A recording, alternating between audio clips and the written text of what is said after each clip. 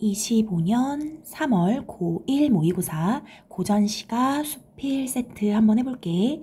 고전시가에서 이제 어떤 게 나왔냐면 윤선도의 만흥이라는 엄청 유명한 작품이 지금 나왔는데 이 시의 주제는 얘들아 자연 친화를 해서 그 속에서 엄청난 만족감을 느끼며 살아간다. 요게 주제거든. 이 자연 친화 시인데 이 시에서 무엇을 좀 봐야 되냐면 자연을 의미하는 시어랑 자연과 대비되는 공간을 우리가 속세라고 하거든.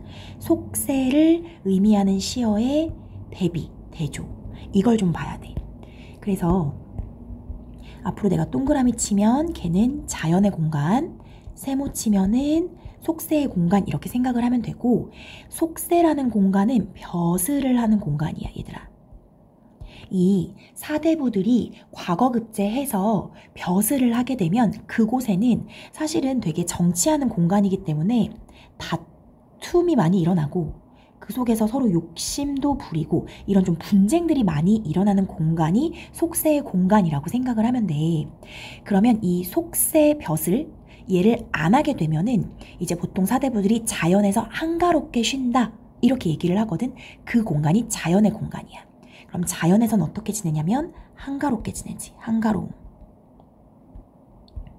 혹은 욕심이 없어. 무욕. 만족. 이런 마음으로 지낸다고 생각을 하면 되거든. 그래서 요거를 바탕으로 시를 한번 읽어볼게. 봐봐. 산수 간 바위 아래 띠집을 짓노라 하니 산하고 물이야 얘들아. 산하고 물 가는 사이겠지. 산하고 물 사이 바위 아래 초가집을 짓노라 하니 이렇게 시작을 하고 있어. 일단 이 산수 이 부분은 자연이야. 알겠지? 자연인데 요런 거 산하고 물을 가지고 자연 이렇게 말하는 거 이걸 뭐라고 하냐면 대유법이라고 하거든. 앞으로 대유법을 많이 보게 될 텐데 대유라는 것은 부분을 가지고 전체를 지칭하는 표현이야. 비유법 중 하나야. 그러니까 산하고 물은 얘들아 자연의 일부야. 자연에 산하고 물만 있니? 다른 거 되게 많잖아. 그런데 산하고 물을 자연 이렇게 말하는 것. 이런 걸 대유법이라고 해. 고전시가에서 이런 산수 혹은 뭐 풍월 이런 식으로 자연 두 개를 가지고 와서 자연물 두 개를 가지고 와서 자연 이렇게 표현하는 게 되게 많아. 어쨌든 자연에서 초가집을 짓는다 이렇게 얘기하고 있어. 초가집. 얘들아 요 초가집도 자연 속에 있으니까 요 띠집도 그냥 자연 이렇게 생각해도 상관없는데 여기서 내가 알려주고 싶은 게 보통 이 자연 친화 시에서 자연 속에서 초가집을 짓거든. 기와집을 안 지어. 알겠지? 막 거대한 기와집을 짓지 않고 그냥 단출한 초가집을 지어. 이런 것을 우리는 소박한 생활 이렇게 이야기를 해. 그리고 이 소박한 생활 속에서 만족하며 사는 태도를 안분지족이라고 이야기를 하거든. 요 단어를 좀 잘 알아둬야 돼. 안분지족. 안분지족이 뭐냐면 소박한 삶 속에서 만족한다. 그러니까 자기는 되게 소박한 삶을 살아도 괜찮아 하는 게 안분지족이야. 알겠지? 그래서 자연 속에서 초가집을 짓노라 하니 그러니까 자기가 그렇게 하겠다는 거야. 화자가. 그것을 모르는 남들은 웃는다 한다마는 나의 이 뜻을 모르는 그것을 모르는 남들이야. 그 사람들은 나를 이 웃는다가 비웃는다란 뜻이거든. 긍정적인 웃음이 아니야. 이렇게 써줘야 돼. 얘들아 그러면 그것을 모르는 남들은 어디에 속한 사람들이냐면 속세에 속한 사람들이야.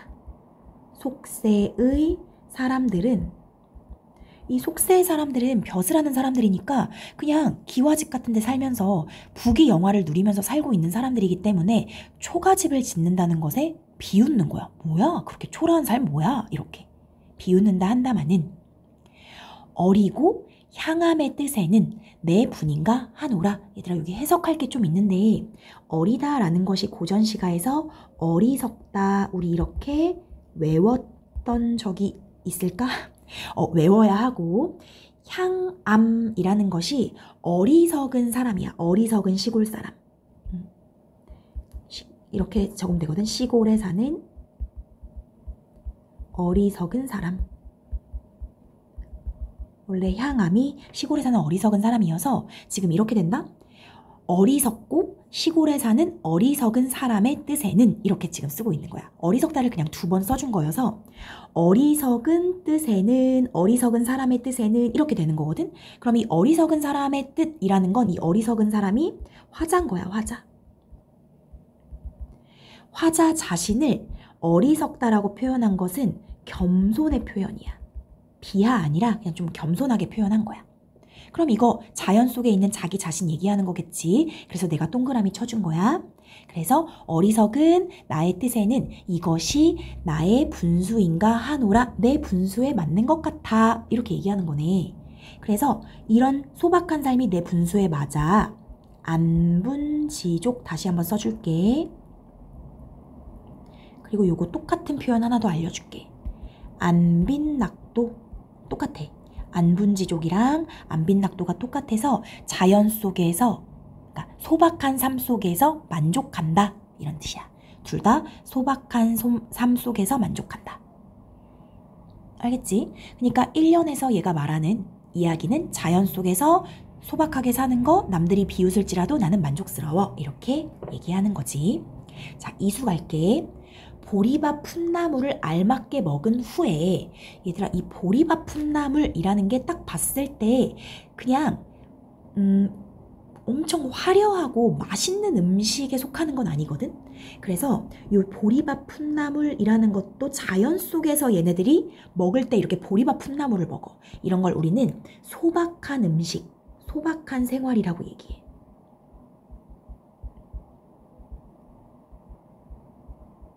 알겠지? 자연 속에서 소박하게 먹은 후에 바위 끝 물가에 슬카지 논이노라. 바위 끝 물가에서 실컷 논이노라. 슬카지는 실컷이야. 바위 끝 물가는 그럼 어디야? 자연이겠지? 자연 속에서 실컷 논이노라. 이 부분 실컷 논이노라에다가 하나만 더 써주자. 자연 친화적 태도 이렇게만 써주자.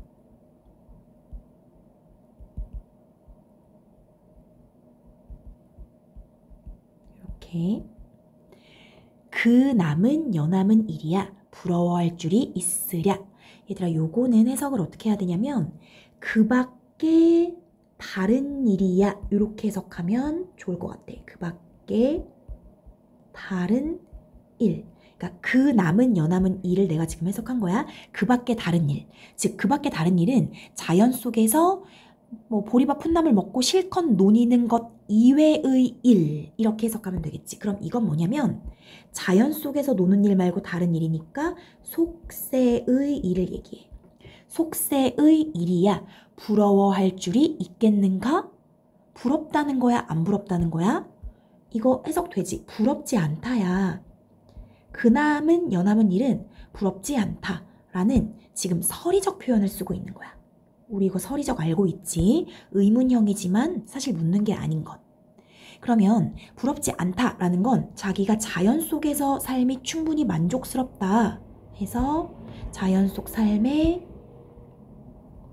만족감을 드러내고 있다.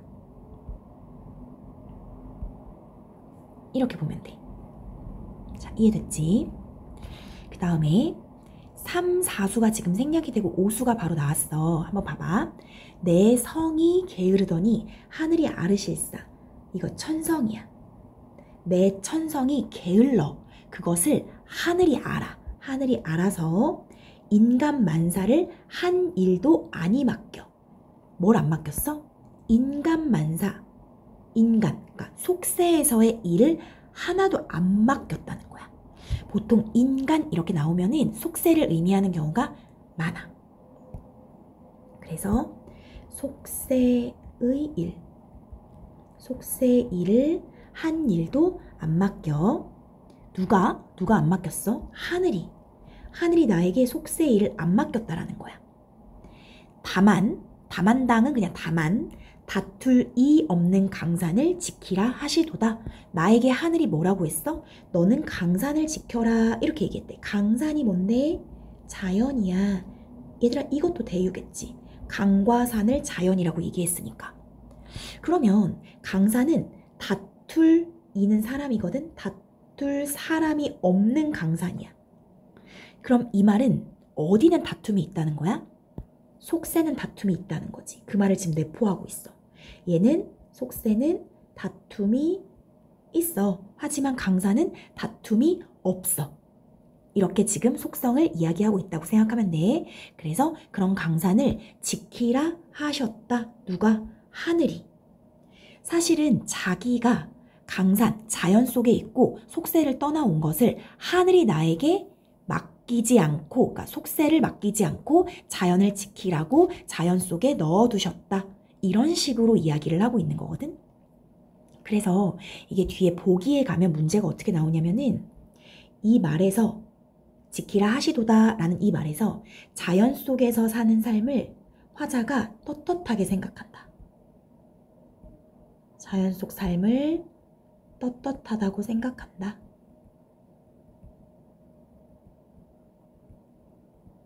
이렇게 보면 돼. 자, 이해됐니?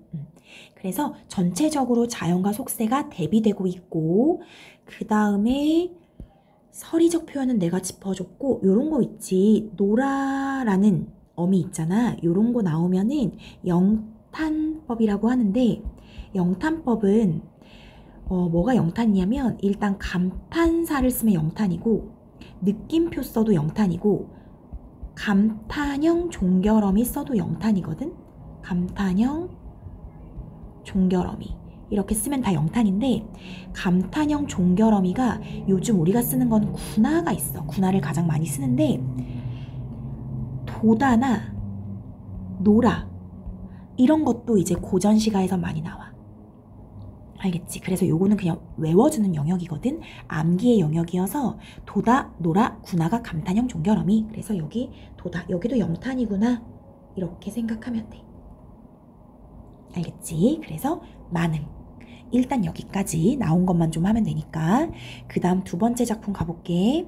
두 번째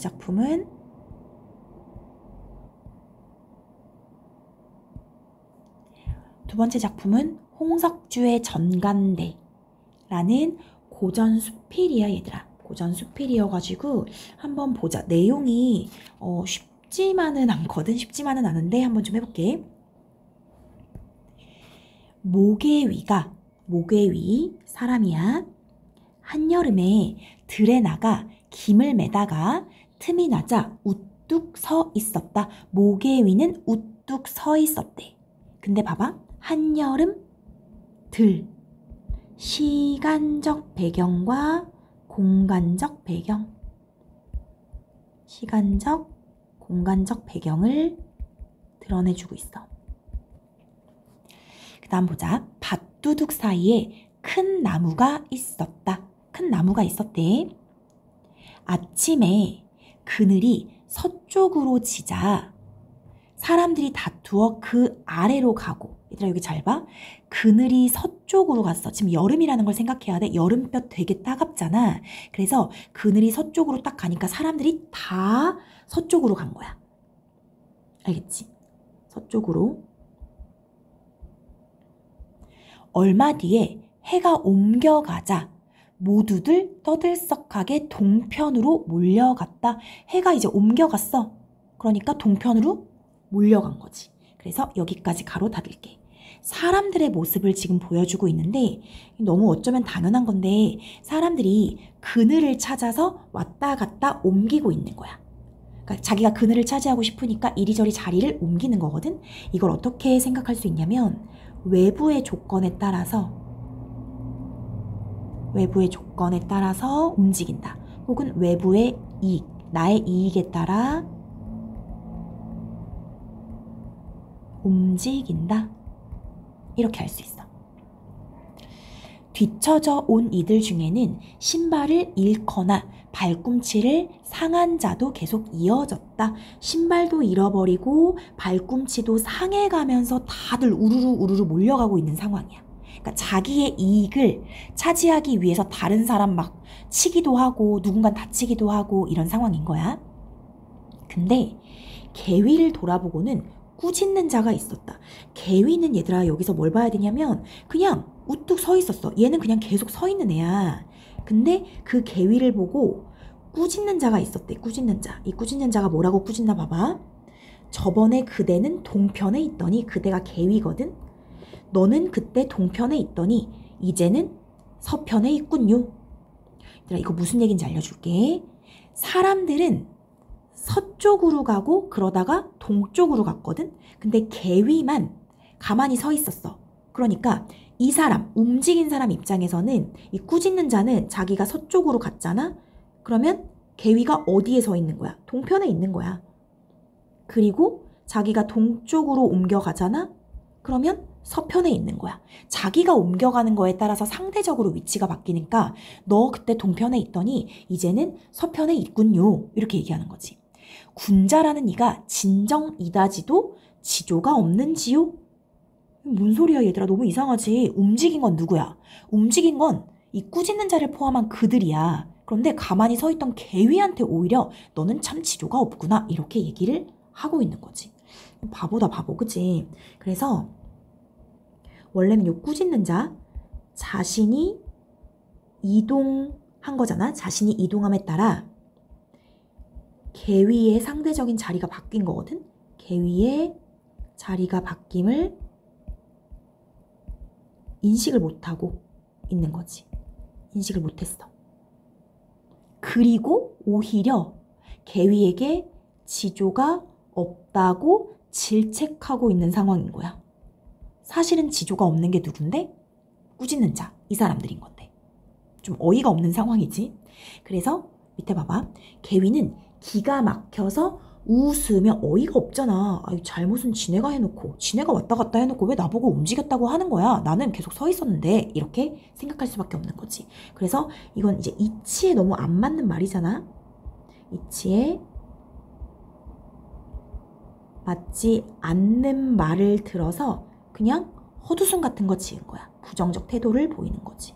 어이가 없어서 그냥 웃었다고 생각하면 돼. 그래서 3번의 질문에도 불구하고 대꾸하지 않은 거야. 이렇게 3번이나 말했나 봐. 근데 그냥 얘들아 씹은 거야. 대꾸하지 않았어. 그리고 말하던 자가 비로소 움찔하더니 얼마 있다 말했다. 요 말하던 자가 누군데? 아까 요 꾸짖었던 자가 자기가 3번 말하고 깨달았나 봐. 아, 내가 움직인 거지? 이렇게 깨달은 거야. 그래서 움찔하더니 말했어. 내가 지나쳤군요. 이 내가 누군데? 요 말하던 자. 그치? 이제 약간 반성하는 거야. 내가 지나쳤군요. 내가 잘못 말했습니다. 그대의 자리는 종일토록 변하지 않았습니다. 알고 있네. 아, 다시 생각하니까 그대, 목의 위야. 여기 그대는 목의 위 당신의 자리는 종일토록 변하지 않았습니다. 내가 내 자리를 정하지 못한 것을 알고 있네. 자기가 자리를 못 정하고 왔다 갔다 한 거지. 너는 안 변했고 내가 자리를 못 정했던 거야. 이렇게. 그것을 도리어 그대의 정해진 자리를 의심하였으니 내가 참으로 망령된 사람입니다. 내가 잘못했습니다 하면서 자신의 잘못을 인정하고 있네.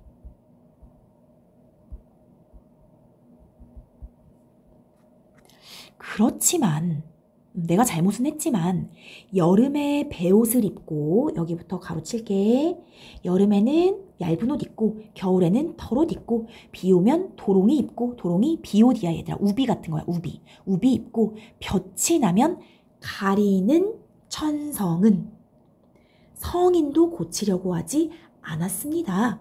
얘들아, 이 말이 무슨 말이냐면 덥고 춥고 비가 오고 햇볕이 나고 이랬을 때 우리가 각각 우리의 몸을 보호하기 위해서 하는 행동 있지. 이건 사람이라면 당연히 그렇게 한다는 거야. 무슨 말인지 알겠지? 우리도 그러잖아. 지금 더워. 근데 막 털옷을 입고 다니진 않잖아.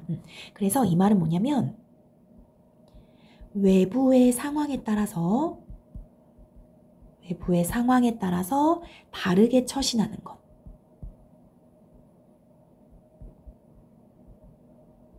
외부의 상황에 따라 다르게 처신하는 것은 사람의 천성이다.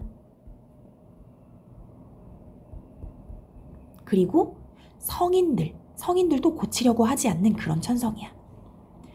공자님께서도 사람은 새 짐승과는 함께 살 수 없고 사람과 함께 해야 한다고 말하지 아니하셨습니까? 우리는 이런 사람이 아닌가요? 이런 사람? 그냥 천성을 따르는 사람. 우리는 천성을 따르는 사람. 혹은 요거 써도 돼. 사람과 함께 사는 사람. 사람과 함께 하는 것. 사람과 함께 하는 것. 그런 사람이 아닌가요? 이렇게. 얘들아, 이 말이 무슨 말이냐면 이 모개이 말고 나머지 사람들이 더우니까 여기 볕이 나면 가리고 싶으니까 옮겨간 거야. 이거 인간의 천성이다. 그리고 우리 모두 다 같이 간 거다. 사람과 함께 한 거다. 이렇게 지금 얘기한 거야. 그것이 당연한 거 아니냐? 우린 이러한 사람 아니냐? 그런데 그대는 여기부터 가로칠게. 항상 사람들과 떨어져서 혼자 있었어. 아니, 사람과 함께 하는 게 천성인데 너는 혼자 있지 않았느냐? 그리고 그것을 지켜 꼼짝 않지 않았느냐? 너는 그냥 그 어떤 천성과 다르게 굳이 볕이 나는데도 볕을 막고 있고 이렇게 꼼짝 않지 않았느냐? 그런데 도리를 알고 때를 안다는 사람도 진정 그러하니? 과연 도리를 알고 때를 아는 사람이 너처럼 행동하니? 너는 도리를 모르고 때를 몰라서 그러는 거 아니야? 하면서 의문을 제기한 거야. 그래서 이 부분은 이 꾸짖었던 사람이 모계위의 태도에 의문을 제기하였다. 계위의 태도에 의문을 제기. 무슨 말인지 알겠어? 사람의 천성을 따르고 사람과 함께하는 것. 아니다, 말을 좀 잘못했다. 외부 상황에 따라 다르게 처신하는 게 사람의 천성. 그렇게 다르게 처신하고 사람들과 함께하는 것이 너무 당연한데 너는 왜 혼자 있어? 너는 왜 꼼짝 안 하? 너 그거 진짜 도리를 알아서 그래? 도리 아는 사람은 안 그렇잖아? 하고 의문을 딱 제기했더니 계위가 말한 거야. 자, 계위 말이 중요해. 봐봐. 그렇군요. 저는 농부인데 어찌 도를 알겠습니까? 하면서 얘들아, 이런 것도 약간 겸손의 태도야. 겸양의 겸손이거든? 아이, 나 한낱 농부야. 내가 그런 도를 어찌 알겠니? 그래도 저는 일찍이 서유자라는 사람에게 농사에 대해 들은 적이 있습니다. 그래도 나 농사에 대해서 들은 적이 있어. 봄에 밭을 갈고 여름에 김을 메고 가을에 수확을 한다라고 하니 나는 이것으로 때를 따라가는 것이라고 생각합니다. 하면서 여기 봄에 밭 갈고 여름에 김 매다 가을에 수확하는 것, 이게 때를 따라가는 것이다. 요거 이렇게 연결해주면 돼. 각각의 계절에 따라 농사를 짓는 것, 이거야. 그 다음 무릇 비가 오고 가물고 바람 불고 볕이 내리쬐는 것은 하늘에 달린 것이고, 방금 이 가로친 건 하늘에 달린 것 맞지 얘들아? 자연현상이니까. 그 다음 밭 갈고 씨 뿌리고 김 메고 뿌리를 북돋는 것은 나에게 달린 것입니다. 얘들아, 무엇과 무엇을 대비한 건 줄 알겠어? 자연의 순리, 그러니까 내가 어찌할 수 없는 자연의 순리가 있고 그거 말고 내가 해야 할 일이 있는 거야. 밭 갈고 씨 뿌리고 김 메고 뿌리를 북돋는 이런 것들은 자신에게 달린 것. 그러니까 자신의 분수에 맞는 일이 따로따로 있다. 이렇게 두 개 대조해서 보여줬어. 그리고 이렇게 얘기해. 자, 여기 밑줄 칠게. 나는 내가 할 수 있는 것을 다하고 하늘에서 이루어주는 것을 받아들입니다. 이런 말 들어봤어? 자신이 하는 걸 다 하는 거야. 인간 입장에서 할 수 있는 걸 다 해. 그리고 나머진 다 하늘에서 달린 거지. 농부에게 적용하면 자기는 그냥 밭 갈고 씨 뿌리고 김 메고 뿌리를 북돋아. 그걸 열심히 해. 그런데도 불구하고 가뭄이 와버렸어. 그거 이제 자연의 순리니까 나는 어쩔 수 없어. 그냥 받아들일 수밖에 없다. 이런 얘기를 하고 있는 거야. 어떤 태도인지 알겠지? 그래서 얘들아 여기가 중요한데 요거는 이런 말 들어봤어? 요게 진인사 대천명 이거랑 지금 똑같은 말이거든? 요게 무슨 얘기냐면은 인간의 일을 다해. 인간의 일을 다할 진이거든. 다한 후에 천명, 하늘의 뜻을 기다린다. 대가 기다린다야. 그래서 인간은 인간의 할 일을 다 하고 그저 하늘의 뜻을 기다린다. 이런 말이어서 진인사 대천명이 맞는 거고, 그리고 요를 조금 풀어서 써주면 자신의 분수를 그냥 지키겠다는 거야. 자신의 분수를 지키는 태도. 왜?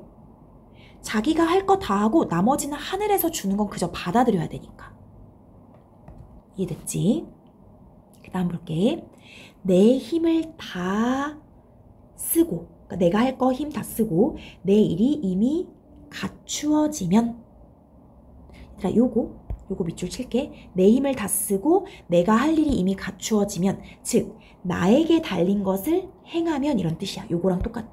나에게 달린 것을 행하면, 나에게 달린 것을 행하면, 내게 달린 것을 다 하면, 행하면, 이런 뜻이야. 나는 안으로 마음속에 거리끼는 것이 없고 밖으로 외물에 휘둘리는 것이 없습니다. 내가 해야 할 일을 하잖아? 그럼 나는 속에서는 내 마음에 거리낌이 하나도 없어. 왜냐면 나 열심히 했으니까. 그리고 밖으로는 바깥 사물에 휘둘리지도 않아. 되게 멋있는 사람이지. 내가 할 일을 다 하면 거리낌도 없고 떳떳하니까. 그리고 내가 할 거 다 했으니까 다른 것에 휘둘리지도 않는다. 그 다음, 해야지도 탐하지도 않아 이해관계에도 불꽃이 튀지 않으니. 이렇게 끊어볼게. 해야지도 않아. 남을 해야지도 않고 남의 것을 탐하지도 않아.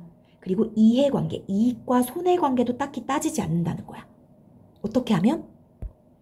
내가 할 거 다 하면. 내가 할 거 다 하면 남의 거 해야지도 탐하지도 이익과 손해를 따지지도 않으니 물에 파도가 일지 않는 것처럼 담담해. 자기 거 다 했으니까.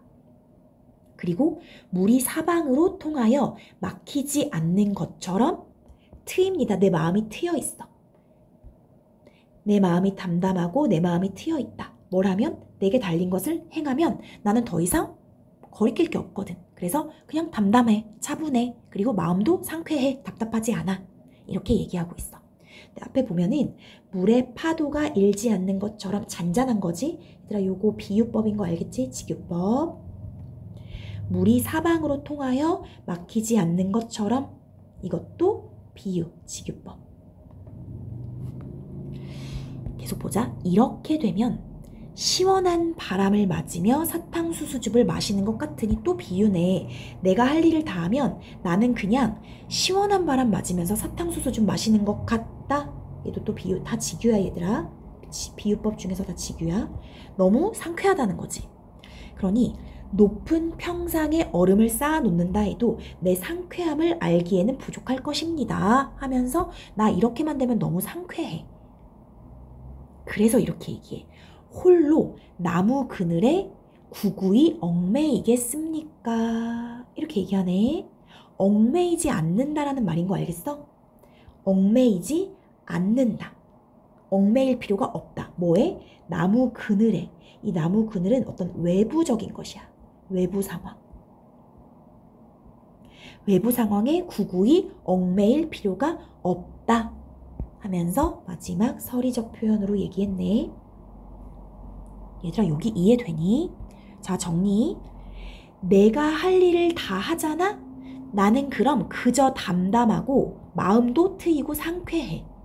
그래서 거리낄 것도 없고 휘둘릴 것도 없어.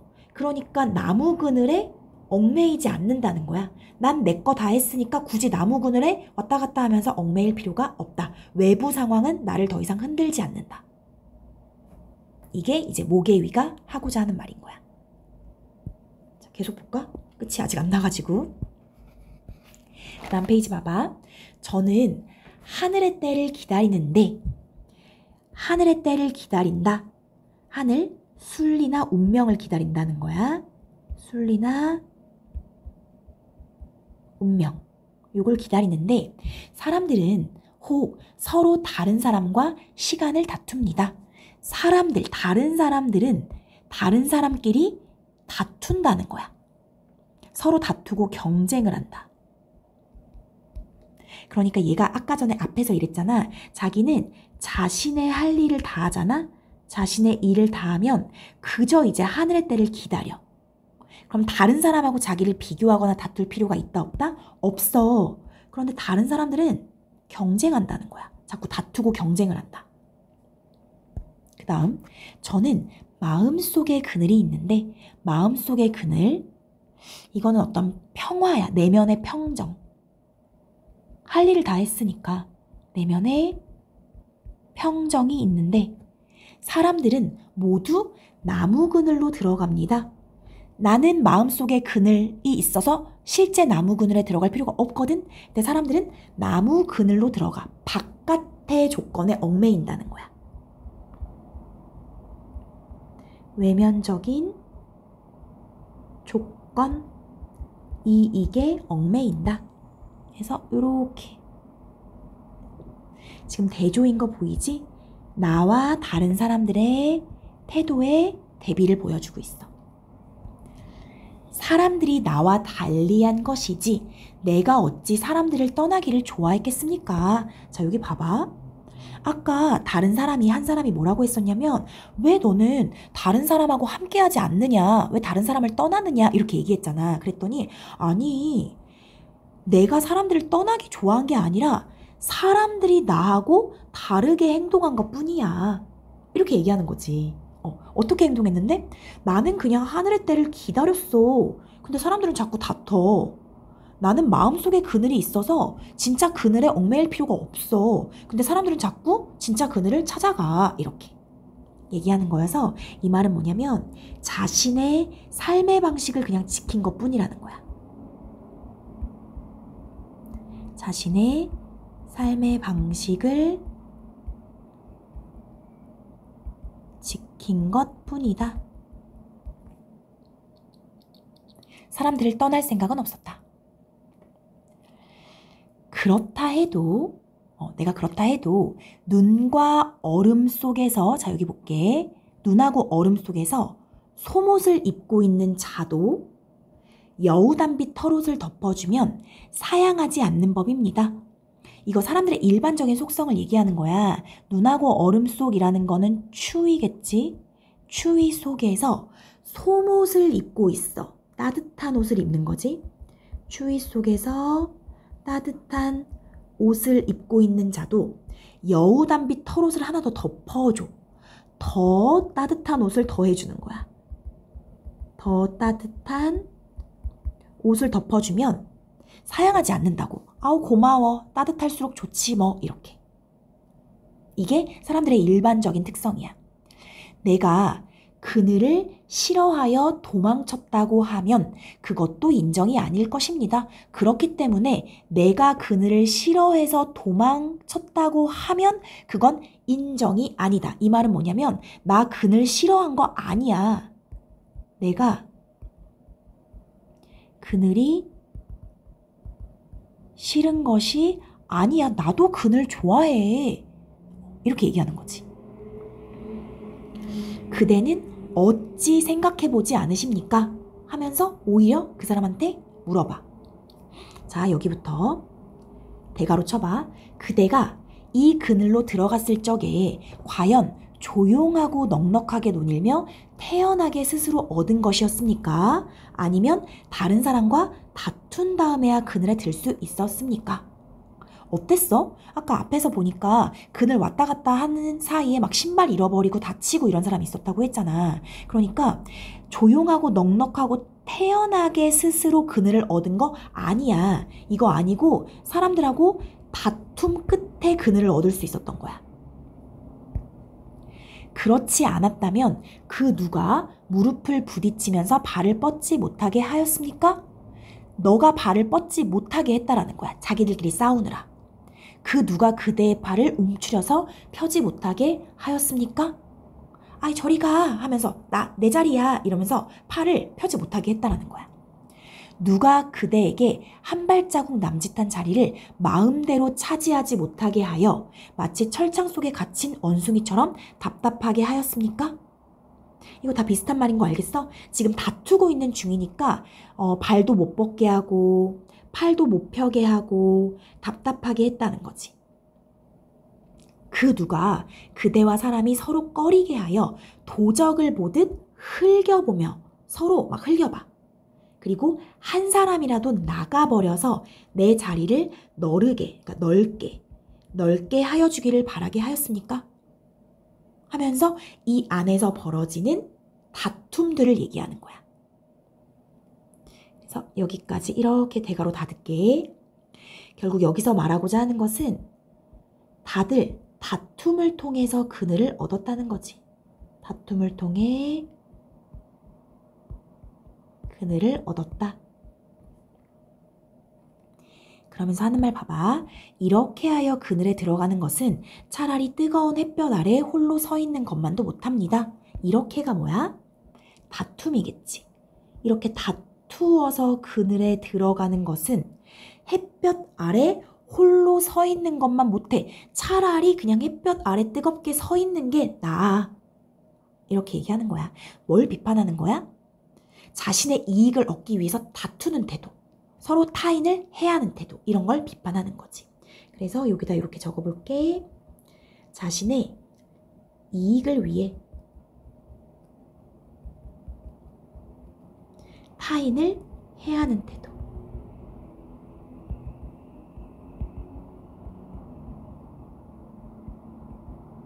요것을 비판하고 있다.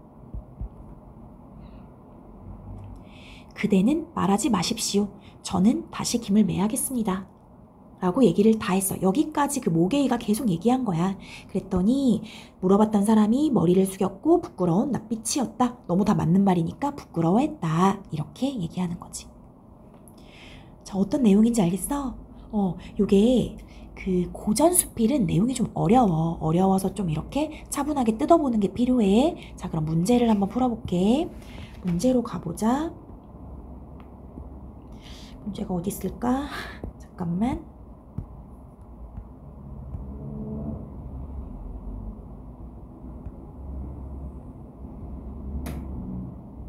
찾아볼게. 잘 안 보인다. 여기 있다. 39번이네. 39번에서 가와 나의 공통점으로 가장 적절한 것은 이렇게 되어 있네. 가가 만응이었고 나가 이제 전간대 방금 읽은 거지. 1번 서리적 표현을 활용하여 삶의 태도를 강조하고 있다. 얘들아 이거 맞는 것 같은데? 둘 다 서리가 있지 않았나? 그치? 그래서 서리 여기 부러워할 줄이 있으랴 설이 있었고 그 다음에 나에서 서리를 어디서 볼 수 있을까? 이런 거 홀로 나무 그늘에 구구이 얽매이겠습니까? 이런 것도 있었고 그 다음에 잠깐만. 그리고 여기 이런 데도 있는 것 같아. 공자님께서도 사람과 함께 해야 한다고 말하지 않으셨습니까? 말했다. 우리는 이런 사람이 아닌가요? 이런 사람이다. 이런 거. 그 다음에 저는 농부인데 어찌 도를 알겠습니까? 도를 모른다. 이런 식의 표현들이 다 서리적 표현 이렇게 생각하면 돼. 그래서 사실 나에는 서리적 표현이 좀 되게 많다. 39번에 1번이고 반어 알지? 반어 반대로 말하는 거 없고 점점 커지는 거 없고 과장 없고 대조적 표현을 활용해서 자연 친화적 태도를 나타내는 것은 가에만 있겠지. 그래서 39에 1번 이렇게 해주면 되고 그 다음에 기억 웃는다? 니은 웃는다. 얘들아 요거 했었지. 요 기억에 웃는다는 뭐냐면 비웃는다였어. 비웃다. 누가 비웃어? 그것을 모르는 속세의 사람들은 나를 비웃는다. 이거고 나에서 웃는다는 것은 개위가 이 꾸짖는 자의 말을 듣고서는 어이가 없어서 웃는 거야. 무슨 소리야? 난 움직인 적이 없는데. 이렇게 얘기하는 거거든. 그래서 가장 적절한 것. 기역부터 볼게. 기역. 속세에 있는 사람들이 비웃는 것. 기역에는 줏대 없는 행위에 대한 비판적 태도. 줏대가 없는 건 아니지. 2번. 일반적이지 않은 행위에 대한 비하의 의도. 일반적이지 않다라는 게 이제 그 자연 속에서 초가집 짓는 게 사대부들 입장에서는 별로 그렇게 일반적인 건 아니다. 보통은 다 속세에 있으니까 이렇게 생각하는 거거든. 그래서 일반적이지 않은 행위에 대한 비하의 의도 맞고. 3번 공감할 수 없는 행위에 대한 부정적 태도. 부정적 태도 맞지? 그들이 공감할 수 없어서 속세에 있는 사람들은 이걸 공감할 수 없는 거야. 다음 4번 자신을 평가하는 행위에 대한 냉소적 태도. 속세 사람들, 자기들을 평가하는 행위에 대한 싸늘한 웃음 이런 거 아니겠지. 5번 열등감을 숨기려는 행위에 대한 질책의 의도. 열등감하고 상관없어. 그 다음에 니은 개위의 웃음이야. 1번 염치 없는 말에 대한 비판적 태도. 얘들아 이 꾸짖는 자의 말이 염치 없다 그럼 맞는 거야. 왜냐하면 자기가 왔다 갔다 해놓고서는 개위 보고 뭐라고 했으니까. 그래서 니은은 맞고. 2번 원망하는 말에 대한 비하의 의도. 원망하는 말은 아니었고. 3번 이치에 맞지 않는 말에 대한 부정적 태도. 안 맞는 말인 거지. 말이 안 되니까. 답 3번이네. 4번 자신을 조롱하는 말에 대한 냉소적 태도.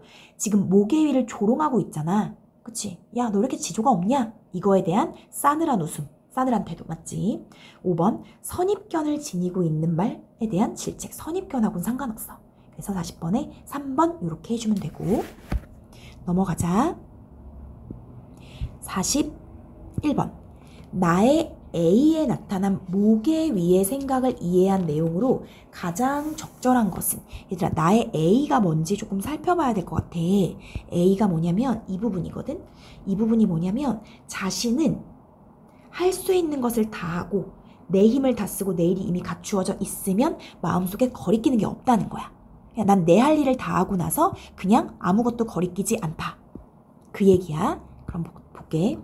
1번 순리에 따라 자신의 일을 다하여 외부 상황에 연연할 필요가 없다. 나의 일을 다하면 외부 상황에 연연할 필요가 없어. 이거 완전 맞네. 답 1번이네.